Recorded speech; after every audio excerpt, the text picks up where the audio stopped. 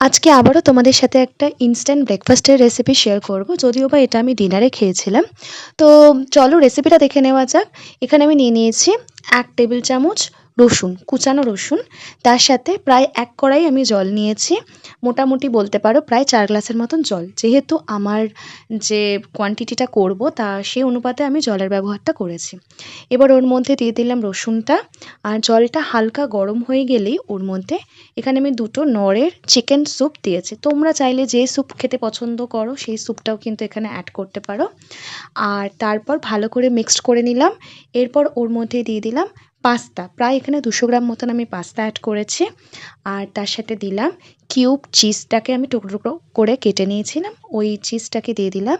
তার সাথে দিলাম স্বাদ অনুসারে নুন। এবার সবকিছুকে ভালো করে মিক্সড করে নিলাম।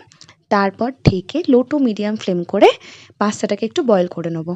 তো মাঝে মধ্যে ঢাকনাটা খুলে কিন্তু একটু চেক করে নিতে হবে যাতে নিচে না লেগে যায়। উপর নিচ করে দেবো একটুখানি। যখন দেখবো যে পাস্তাটা মোটামুটি ভালো মতন করে সিদ্ধ হয়ে গেছে, তখন ওর মধ্যে কিছুটা কুচানো পেঁয়াজ দিয়ে দিলাম। খুবই অল্প পরিমাণে, প্রায় ওই ছোট একটা পেঁয়াজ দিয়েছি। আর তার সাথে দিলাম বাটার আর গোলমরিচের গুঁড়ো। তোমরা চাইলে অরিগ্যানো চিলি ফ্লেক্সও অ্যাড করতে পারো। ব্যাস, এবার সব কিছুকে মিক্সড রেডি হয়ে গেল সুপি পাস্তা। অনেক সময় হয় না যে একটু রিচ খেতে কিছু ইচ্ছা করছে না, একটু লাইট কিছু হলেই ভালো হয় আর খুব তাড়াতাড়িও বানানো হয়ে যায়। তো তখন কিন্তু এই রেসিপিটা তোমরা ট্রাই করতে পারো। সো আজকের রেসিপিটা কেমন লাগলো প্লিজ আমাকে কমেন্ট করে জানিও। চলো বাই।